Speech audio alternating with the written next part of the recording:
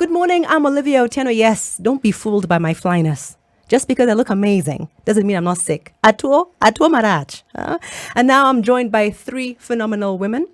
We want to know, with such a large youthful population, the youth still have such poor representation when it comes to leadership. And why is that? Those are the questions we're going to be answering this morning. Jackie Njambi, Dr. Mshai Mwangola, and Dorcas Mbeke. Ladies, welcome to Double O Direct. Thank you. Thank you. Don't be so shy, just chill. Yeah, it is not COVID, ni homa too. I was very, very clear about that. So why don't you introduce yourself, Njambi? Thank you for the chance to be here. My name is Jacqueline Njambi Kamau. I work at the Central Organization of Trade Unions in Kenya.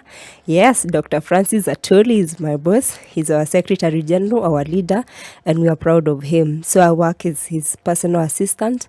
I'm in charge of communication, liaison, and everything that he does to manage the 5 offices, be it in Geneva, Arusha, Kenya, Nairobi. We have also Nakuru, and that's it. So I'm a labor expert. I deal with the labor movement. We are engaged with the trade unions.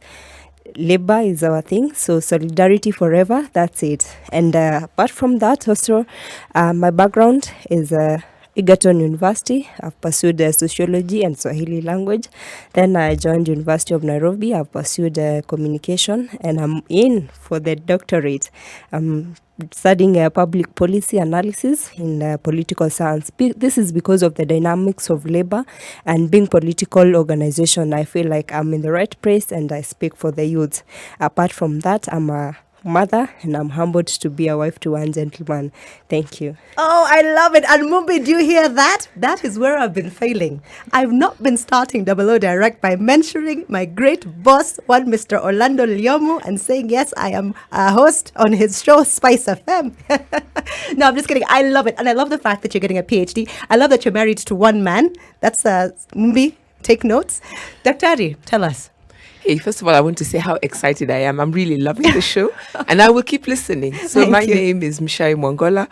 I'm a performance scholar, or as I like to say, I'm an oratorist. Yes. So take you back to when you learned orature. That's what I do. I work in 3 areas. So in the academy where I teach, I'm affiliated to the African Leadership Center, where we are all about nurturing the next generation of African leaders. So we're really excited about that. I also work in the arts, affiliated to the Orature Collective, and we use the arts in every way you can think about. And then I also am very passionate about the area of advocacy and activism.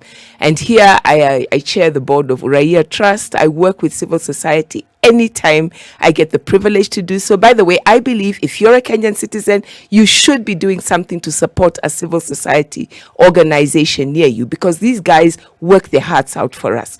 And then I am passionate about nurturing the next generation. I'm no longer youth. I once was, and I believe it is my duty, I'm passionate about it, to help the next generation move up so that when we go, we hand over the baton to them with confidence. So that's what I do. I love that, Dr. Ari. Someone told me recently, Olivia, now we are too old to die young, but it's a blessing. We are grateful for these years that we've had. Dorcas? Thank you so much for the opportunity to be here. My name is Dorcas Mbeke Musyoka, born and raised in Mwingi, and specifically Mwingi Central Ward. Yes. I am a holder of BA Education, specialized in geography and economics, and I also do some entrepreneurial management consultation. If you need to consult me on some of the stuff, kindly Yes. see me. I'm also an organizer, I'm a mobilizer and a community leader, and I closely work together with women groups, youth groups, people living with the disability groups, and basically I train them on laws that pertain to them. I also train them on the financial opportunities we have, among other things. And I'm passionate about a girl child, Yes. and school-going children. And I also believe in responsible, accountable, and transparent leadership. What are you doing here in this country? We have none of those things. No, just kidding. We're working towards it. Dr. Ari, don't be so scandalized. Njambi, in your work, have you received any training with regards to leadership and being in a position of leadership? Oh yes, for you to work with Kotu Kenya and to engage over 2 million workers and over 50 affiliate unions, you got to be schooled, not just books, but a real-time experience.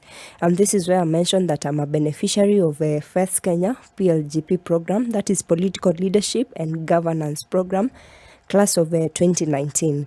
So it was amazing experience where my skills were sharpened and I had a good understanding of what social justice is in our society. I hear our leader saying he's a champion of social justice, so I really wanted to understand it more, and that was my motivation for joining the program. Apart from that, we are able to study real economic programs. So economics was taught to us. For me, that was a highlight because I deal every day with our clients who are doing CBAs, collective bargaining agreements. I had to learn negotiation, I had to learn branding, and also a lot of communication. Despite being my field, I needed my skills sharpened, and that's why you will not miss us in the media. And Kotu is a vibrant brand, so ourselves we really have to have the skills. So I appreciate the PLGP group for doing that for us. And again, the biggest area is politics, where you have to learn various leadership styles, be it authoritative and what is working. And that's why we look into transformative leadership, which says that we have to look not as youths only, but we have to look at our potential and see what can we do for this nation. Kenya does not need us. It is us, the young people, who need this country. So that's my focus at the moment. Again, PLGP is also ongoing. So it's an annual program that recruits yearly, meaning that we have a couple of young people who get the training every year. So we are quite a good number of alumni, including Onesimus, quite a big number that I can mention, but the biggest name of them all is Jumpy. I love that. I feel by listening to you, I wasted my youth. Honestly, I wasted my youth. I should have been more like you when I was young because I'm so inspired by what you're saying. How did you actually hear about the PLGP program? They advertise it on their website, but the good thing is that in this age we have social media, so you can access it on Facebook, you can access it on Twitter, so it's word out there. But the good thing is that once you're young, once you are an emerging youth leader, people see potential, people get to start legitimacy in that. And once you get that, that's where you're linked in. And one of our strengths as young people is the networks that we have. So that's how I got to learn about the program. And I knew what they were doing and it was serious. And I must mention the interviews. It's a competitive process where you have to really be updated and know what you're doing. And they don't measure your certificates. They don't look at the grades. They look at the charisma, at the enthusiasm that you have and how well knowledge you are in that field. So someone has to be ready for the interviews and you have to throw in a good application. They advertise on social media everywhere. As an alumni, are you open to prospective candidates reaching out to you for some tips, or is that something you're like, no. Try your luck?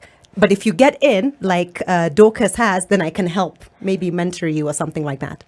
The selection process is independent. It's by the organization.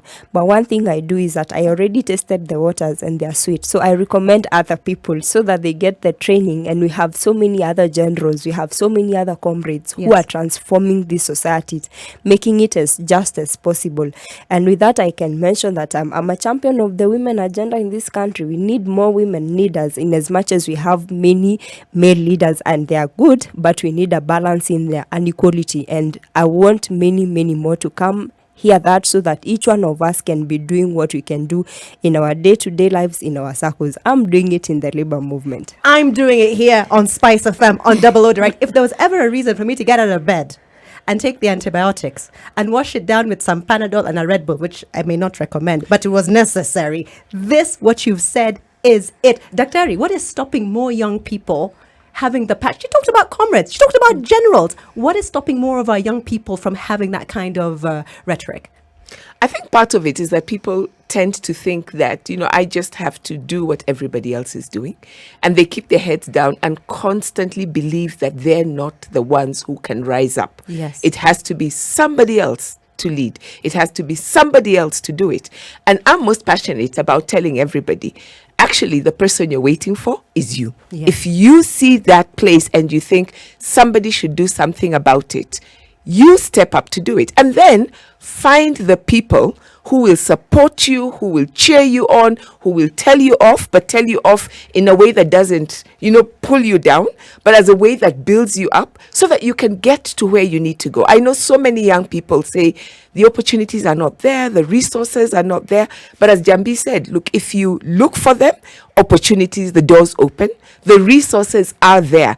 And there are so many people. I think when people reach a certain age, hit their 50s, hit their 60s, they realize that all the dreams they had, they may not be the ones who will accomplish them. So they're looking for people to sow into. I also really liked what she said, that when you go for the interview with this particular program, they're not just looking at what grades did you get when you were in primary school, at those things that, your CVs and stuff. They're looking at the person. And I think if there is a generation where you will make your destiny because of who you are, it is this generation. Doing. I'm Olivia Otieno. This is Double O Direct, and I want you to send your shout outs, make your song requests at SpiceFM KE or 40127. I appreciate all the wishes that you've sent for my health. Nitapona kwa jina la Yesu. Mumbi, please listen to that. But right now, I'm joined by three phenomenal women. We have Jambi, we have Dr. Mshai, and we have Dorcas, an aspiring MCA. Tell me more about your campaign, Dorcas. Please be proud. Yeah, thank you once again. And I'm an aspiring MCA, Mwingi Central Ward. And I really want to make Mwingi Central Ward great. There are so many things I see and done, and I believe I'm able. I have the capacity, regardless of my age. Is the current MCA male or female? A female. And is they older or younger than you? Older. Okay. Yeah. So they just set the path for you to take over? Yes. Okay. And I feel that there are so many things I can do for my people. Yes. We've been lagging behind for so long. There are so many basic needs we've been requesting from these people. And I feel that, to me, they've not been given to us. And for so long, we've been asking them for the last 15 years. I remember from when I was able to vote, promised stuff, and it is never delivered. I'm going to put you on the spot. Yeah. Because Dorcas, you're telling me that the current MCA is a woman. Yeah. She's older than you, but she's not delivered. That's what you're saying. That's why you want to take over. What I want to do is Yes. perform better. Okay. Yeah, I want to be better, Yes. and I believe I can be better. Yeah. So what is the PLGP program going to do for you in terms of being a better leader and representing the people as an MCA? Okay. The PLGP, the Because you're political just about leadership. to start, right? You're just about to start it. Yes. You've been accepted as a candidate. You went through that whole rigorous interview process that Jambi was talking about. And now you, as Dorcas, you're convinced that now you're you're going to get the viable skills and you're going to be a great MCA. So what are you looking forward to most from this program? The networks. Yes. I do not come from a background that has got someone to pull my hand and put me where I want to. Yes. I've made a deliberate move to stand up and focus and ensure that I be where I want to for my people. Yes. So one thing I know is that this program is going to help me be where I want to be. What is it in your background that you think made them select you? Because you are an aspiring MCA in Mwingi, but what is it about what you've done in the past 5, 6, 7 years that they were like, no, this lady, she has to be part of this program? I've worked with the trade union movement, and with the experience I've scooped from the trade union movement, especially on negotiation, I feel that I will be able to negotiate for my people better stuff they need. I've been able to advocate for the rights of the people, and the same I feel that I will be able to advocate for my people. That is, Dr. Would you vote for Dorcas? I would vote for Dorcas depending on her manifesto. I have not heard it yet. I've been waiting to hear what our manifesto is because I am not sold on the fact that there are rights. I'm not sold on the fact that you do better than the current. I want to know actual, tangible, quantifiable things that you would do for your community. And Dorcas, I think that's what PLGP, it's an FES program, right? Yeah. What does FES stand for? Friedrich Ebert Stifter. Fantastic. So I think we're going to give you those skills. One thing I do right now is I was playing a bit of devil's advocate, because often you find that women, especially aspiring candidates, shy away from the media because they don't want to be targeted. They don't want to be put on the spot. Yeah. But let me tell you, I've been much nicer than others would be. So next time you're on air, you better have all your MCA manifesto, what you're actually going to do, the change you're going to implement, where the current administration, whoever is in leadership, has let the people down, and just lay it on the line. Be Yeah. honest. Because let me tell you, your male counterpart will not hold back. They will just lay it and say it as it is. Dr. Terry, what are some of the other challenges facing young people from taking up positions such as being an MCA? And in our country right now, what are the statistics? What are the statistics like with regards to young people in leadership? So let me start with the statistics. First of all, and I'm going to use the census figures, right? Yes. The last census figures. When we think about youth, that age bracket, usually we talk about 18 to 35. 30, just under 30%, I think it's 29%. Of Kenyans Yes. are within that bracket, which means with that 30%, I mean, you can swing an election Yes, very, of very course. easily. Now, if I give you the statistics, only 1% of the governors is in that age bracket. 11%, so 17% are senators. 7.7% only are in the National Assembly. And the county reps, the women reps, county women reps are 17%. And then most of the youth who are running are at 30%. Yes. I think we're doing pretty well Yes. when it comes to the county assemblies. And I'll tell you why. Yes. The other way we define youth, both Yes. as a country but generally, Yes. is that youth is that space between when you're children Yes. and when you're adulthood. Okay. Because we're at 30%, I think when it comes to the MCA positions, Yes. it is good that we are at 30%. Yes. When you come to all the other positions, Yes. we're not. And I think the reason is, number one, what I said earlier, confidence. Yes. Number two, there are not enough spaces for young people to get, exactly what A you just taste said, a of taste leadership. of it, to know that when I'm over there, nobody's going to be saying she's under 35. Nobody's going to be saying she's a woman. They're going to ask you, what is your manifesto? What are your plans? Where are you getting these resources? Who are your networks? And these are the things that we need to create more programs where young people, male or female, are being equipped with these skills, so that when they ask you where are your networks, how do you think you're going to be able to bring these resources, you can say, I belong to this network, I know these people, I know the processes to be able to get so and so to bring me the information I need to do these laws. We need to get young people to move beyond saying I am young and therefore vote for me, to saying this is what I can do for you and here is how I will practically deliver. Do Kenyans care? Let's be honest. Do you know any of the manifestos of the people currently running for office in the 2022 elections? I mean, when we come to the media coverage, is any of that being actually tackled or addressed? Because the average Kenyan, do they really care? And I'm going to ask you, Jambi, when you go and say, this is what I stand for, this is what I can do, these are my networks, they'll be like, and then?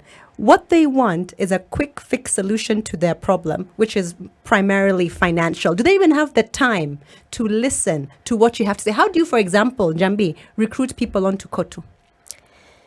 Recruitment is easy. You just identify where you work, the sector that you're in. Like I mentioned, we have 47 to 50 unions. If you're a teacher, you go to the teachers union. I was once a journalist, and that's why I'm going to recommend, if you're not a member of Kenya Union of Journalists, KUJ, you need to be. That's where everyone is protected. And the need for a union was highlighted in the COVID-19 period. Yes. Those who were in the unions had a safe landing.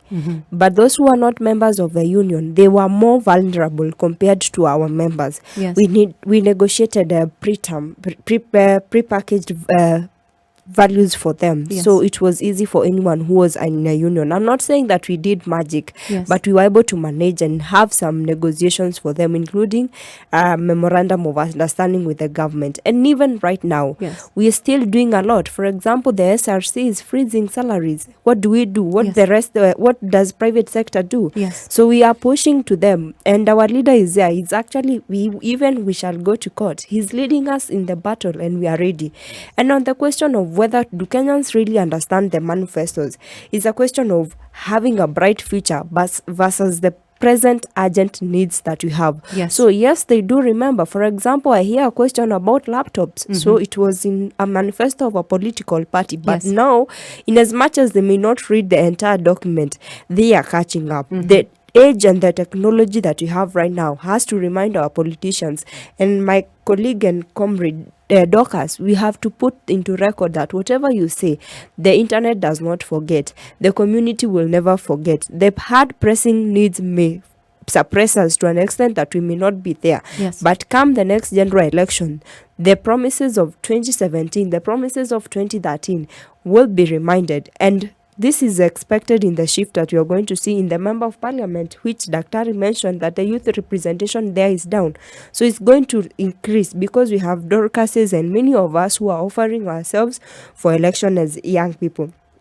When it comes to the union, there's a question of the right thing and the easy thing. Yes. It's very easy to just pick your pay, go home and enjoy all of it. Very easy, Mumbi. But the right- Extremely easy. Yes, we The know. right thing there to do is to say, currently I'm enjoying my work, but this work will come to an end. Yes. Be it through termination or retirement. And there I will need someone with experience to guide me. I will need a legal team. Dr. Francis has already put a place our industrial relations team. The various unions, they work independently. Yes. So just identify where you work Yes. and join the union in that sector. And to mention, for the doctors, we have KMPDU. It doesn't mean that if you're working in a white collar place, you can join a union. Yes. Union is not only left for the white collar. collar, it is left for every worker who needs a pay increment, every worker who needs occupational safety and measures Yes. implemented at their workplaces. So union is a deal.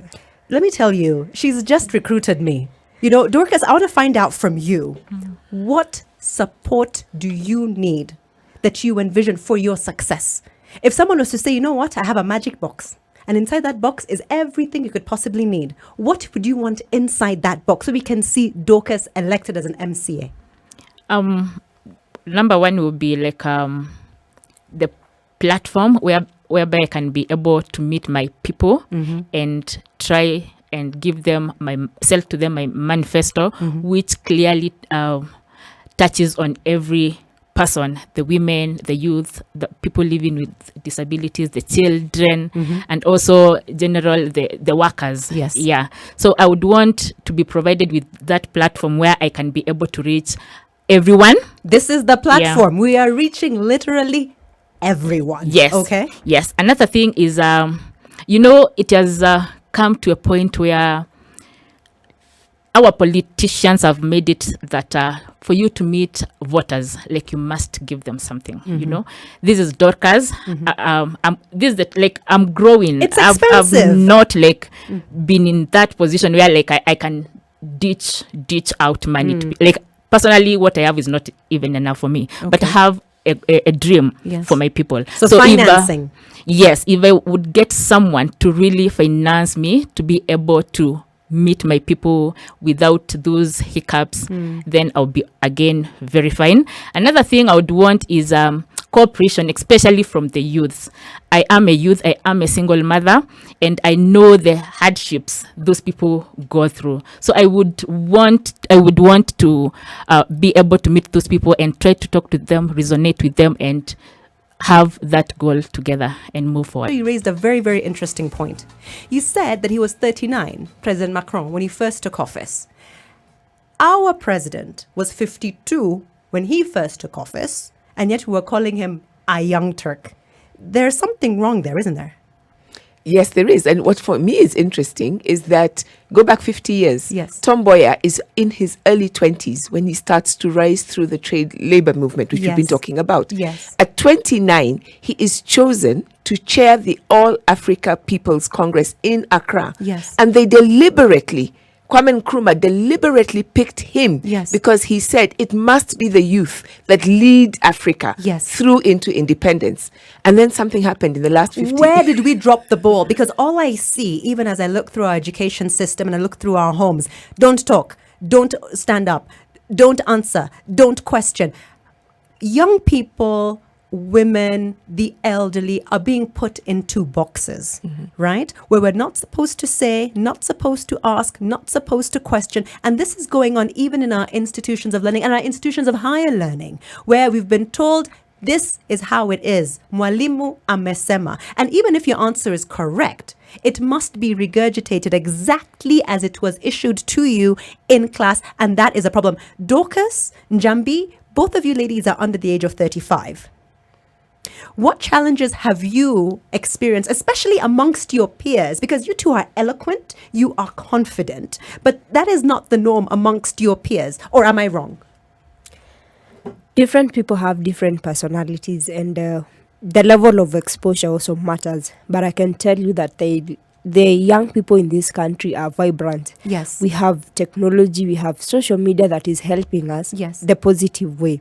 And I will quote the theory that says positive youth development. Yes. And that is actually what's happening now, that you have a lot of population, that 30% that is educated, that knows what we want, that Yes. knows this is what we need, and this is the way to go about it. That sounds like very, very nice English. Let's be honest, Jambi. But I've experienced youth, for example, when I was at USIU, these people are confident, they are vibrant, they're alive because they're in their clique. Take them out of that clique, throw them into a job interview, take them out of where they feel they are very, very comfortable. Mute. They're shaking. So whilst you're saying that the youth are vibrant, the youth have energy, the youth are communicating, how come we're not seeing that in leadership positions, even amongst politicians? Dorcas, I'm going to throw it over to you. Okay, now I'll give you some two examples. Yes. I always go home very oftenly because I need to go and meet my people. Yes. And there's a time I was talking to a given person, a young person, and you can imagine the person is young, Yes. youthful person, and then she was like, Dorcas, do you know that in Kenya we do not vote for women who are not married? And then I was like, are you voting for my husband? Yes. Or the qualities and the capacity that Dorcas has? Yes. Because if I get the position, it is not my husband who will be working. It is Dorcas. Yes. So like I had to put the person off with that kind of answer because I didn't want to be undermined and I'm focused. That's his business. I have my own business. Yes. Then there's also these it was just I think last week. Yes. Youthful group telling me that Dorcas, you need to tell us how you're going as this clique, your clique, how you're going to help us. Yes. And yes. Lift us financially when you Yes. get there. Yes. And then it was like, what will you have done for me? For me to like, when I get there, like I have to lift you up. Yes. Because you must like do services, probably offer services. Yes. For you to be paid. You cannot just get that Dr. money for isn't all that a problem that we have in our culture? Because somebody raised the question of, as an unmarried woman, if you then marry outside of your community, will you be serving us or will you be serving the community of your husband? Even what she said about wanting to lift us up once you're in a position of influence or once you're in a leadership position, does that not just come back to our culture and the fact that we've been conditioned to expect something for free, and also that our cultural ties are still stronger than any of these manifestos that you want us to read? So first of all, I just want to say, you're asking such great questions. For me, I'm really glad you brought up the question of education, because that's also a cultural issue. And this thing of saying that as long as you're in my classroom, I am Dr. Wongola, and you're going to listen to me, we've got to do away with that. We've got to create a space where young people start from when you're a child to learn that respect doesn't mean that you cannot question. Respect doesn't even mean that, yes, there's such a thing as a right answer in certain situations, but that I should be allowed to question it. I should be allowed to push the boundaries. I should be allowed to be innovative and creative. And also be wrong. And You also- should yes. be allowed to answer and be wrong without being shamed. Yeah. That is so important. In fact, I always take people back to the other definition of youth. It is about age, but it's also about that space between childhood and adulthood. That's the official definition, even in our youth development policy. That's a 2019, and I'm really happy that they're now saying that. What does that mean? We expect people between the age of 18 and 35 to explore. We expect them to come up with crazy, crazy new ideas and to say there'll be 100 crazy ideas. 99 will fail. That one will shoot Kenya into the 21st century, beyond that into the 22nd century, and we will lead not for Kenya, not for the region, for the world. Yes. We can't do that if we keep shutting down people. Yes. The other thing that you've talked about is culture. Now, I work a lot in culture. That's why I talked about my work with the Orecha Collective. Yes. Culture is always evolving. Yes. The Constitution tells us this, Article 11. Culture is the foundation of the nation. Yes. The foundation. We haven't thought about that, what that means. It also says that culture is the sum of civilization. Yes. It's not what my grandmother lived, bless her soul. I loved her to death.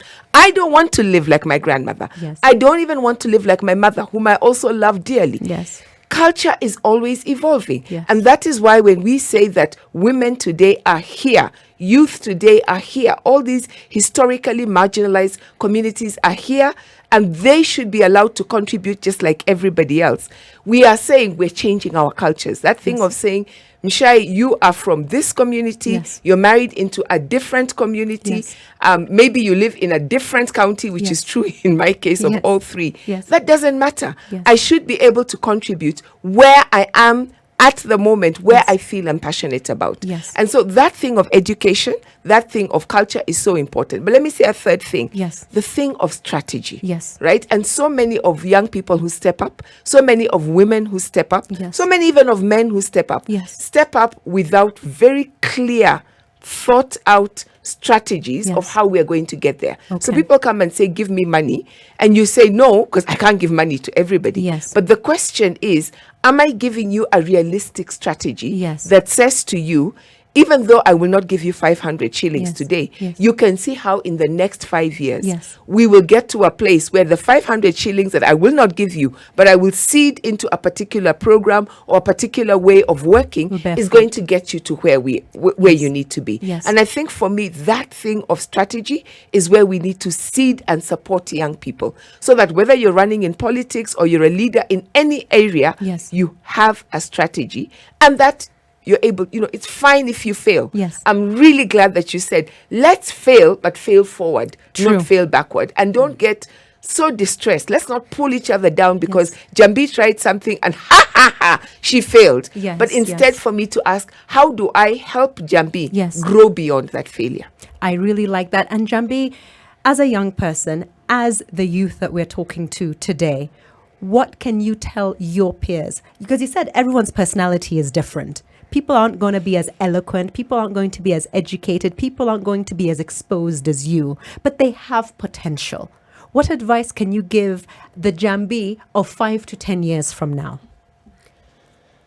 The first thing is that people are the most important. We Yes. have, as young people, we have to link ourselves with the right people. Two, there's the values and the characters that one possesses. That's where we have to define our boundaries. We are seeing a lot of negative things with the youth. Let's Yes. do away with that. Let's have one life that is lined up, that is focused, that a young person has a vision. This is what I want to do, and this is how I want to change the world. Once you come out like that, then join the people who are out there. When, for example, I joined the labor movement, I had to be mentored. Yes. Some hands had to hold me.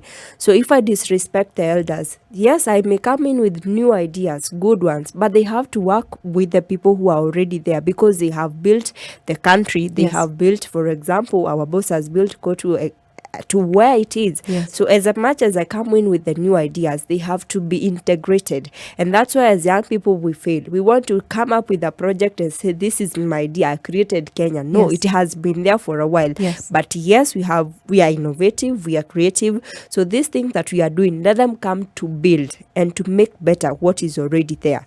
Two, the young people need to understand the policies, and I'm speaking this with a background of policy research and policy analysis. Yes. Every day in parliament, laws are being changed. Yes. Do we follow it up there with as young people? Do we know what is changing? For example, if the NHIF Act is changed Yes. and says everyone who is above age of 18 must contribute, that has an impact on the young people.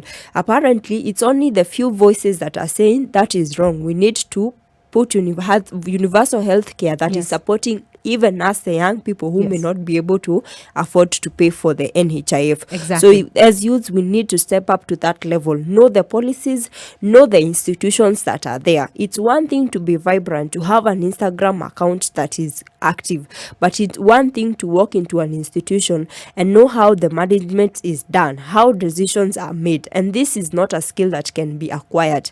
The other thing is that we have to hold each other's hands.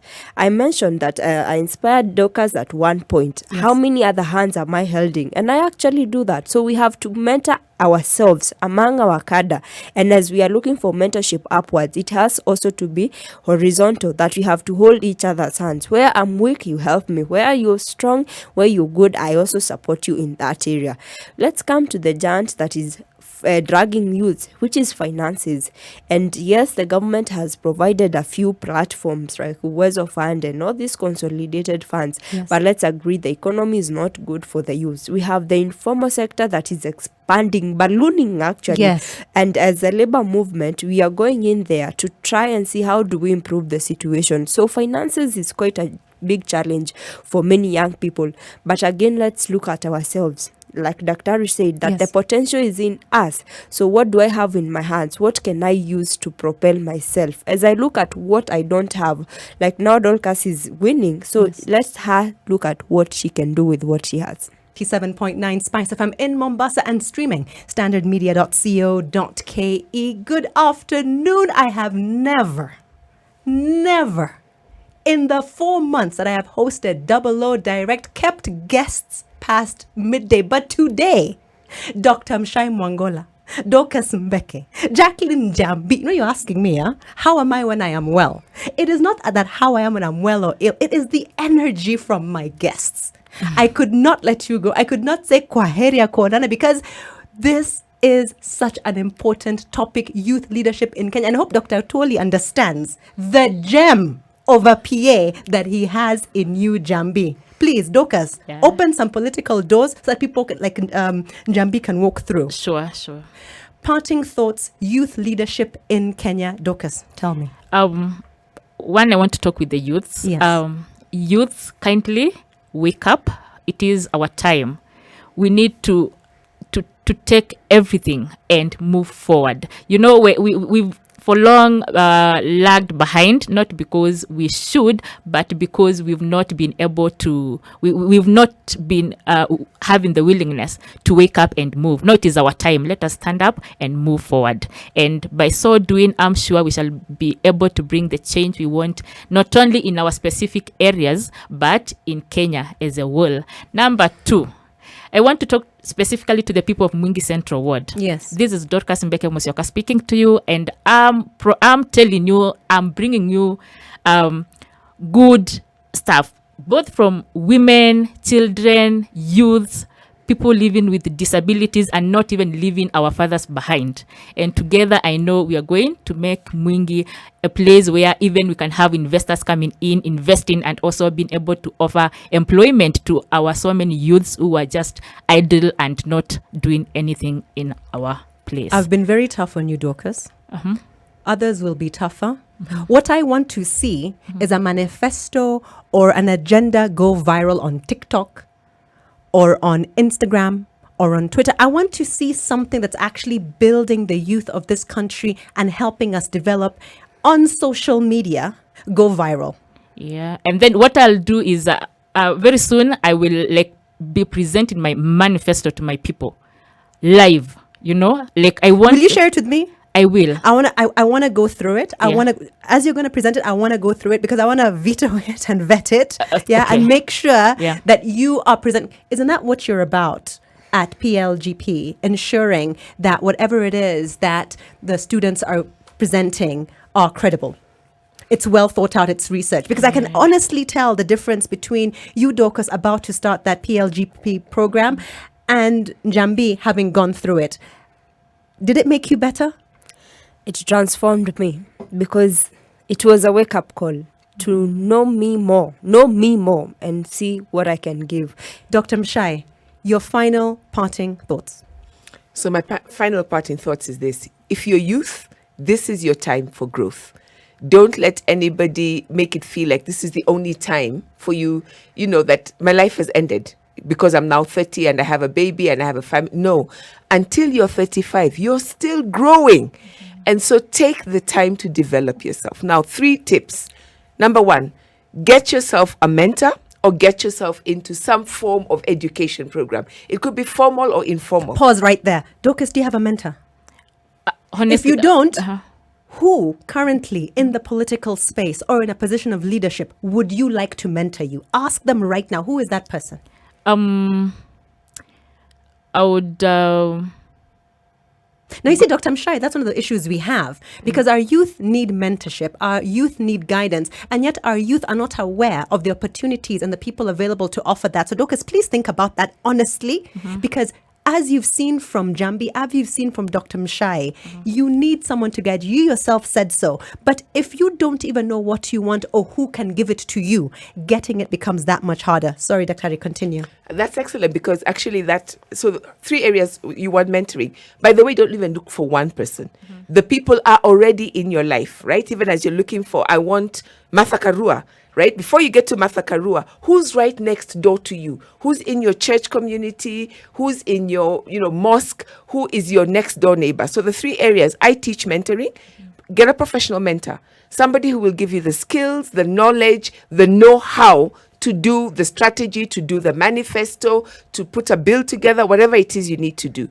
Get a mentor who is a political mentor. And by political, what I mean is somebody with a social capital. I loved what you just said when you said to her, will you give me your manifesto? I want to look at it. I want to help you with it. That's where your political mentor comes in. They give you the networks. They open the doors. They tell you, do this in this way. Don't go there. Avoid that person, that kind of thing. And thirdly, most importantly, get a personal mentor. The person who will walk with you, who will cheer you on, who can speak into your life, who can tell you off when you need it to, but who supports you through it. And then if it's an education program, don't just go for an MBA because everybody's getting an MBA. Ask yourself, how is this program? Jambi, I'm really glad you're doing your PhD because you've got a real clear sense of what you want to do with it. And then my final thing that I want to say, if you do not want to go into politics, you're a Kenyan, you're a citizen. When you became 18, you got the right of a voter, but you also got responsibilities. Educate yourself. Amateur Uraia Trust, we are in the business of making sure you know your constitution. Get out there, hold those leaders to account. If you do not know how to hold people to account over a budget, learn how to do it. If you do not know how to vet a leader, learn how to do it. If you do not know how to look at a manifesto and ask the tough questions, learn how to do it. And we are there, and many other civil society organizations are there. But at Uraia Trust, we believe that if you're a Kenyan, you have responsibilities, you have rights, and we want to build a generation that has utu. You are somebody who stands up and walks out there with integrity. You will not change this country by being a youth. You will change this country by being a Kenyan with integrity who lives up to their responsibilities because you know your rights. Asante, Dr. Njambi, parting thoughts? Leadership is a choice, and we as young people have different choices to make, and this is one of them. Whether we want to socially influence our society, whether we want to transform lives. And I think we have stepped up, and that's what we are doing now. And we have to continually make our society just, whether it's looking at women as equal gender with men and giving them the opportunities. That's what we do. And again, we have to promote excellent leadership, not just leaders being called by name, but it has to be excellent. We have to build our institution. We have to build our companies. If you're in business, we have to build our organization. And that's what we are doing at KOTU. For example, we look at Article 41, which is in the Bill of Rights, which allows every Kenyan worker to join a union. So if you have not joined a union, it's by choice. I would appreciate if we have many more of you joining unions so that we can transform our workplaces, make them more safe, and protect our jobs.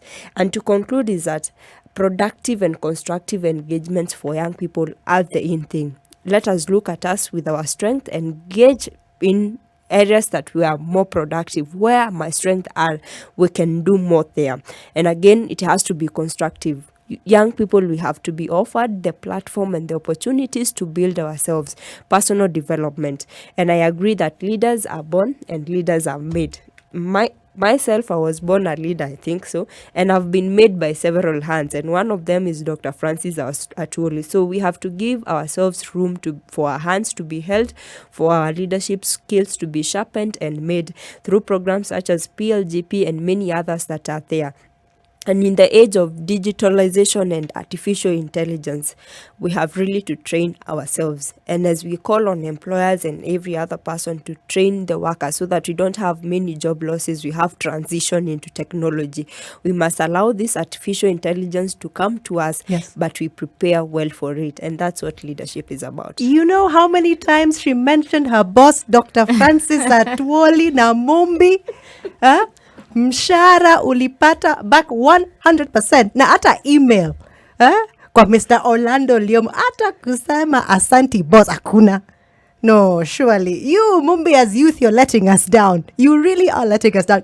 Thank you so much, ladies. It's been an absolute pleasure. Enjoy your weekend. And same to you. Get better. It's been such a pleasure. Quick recovery.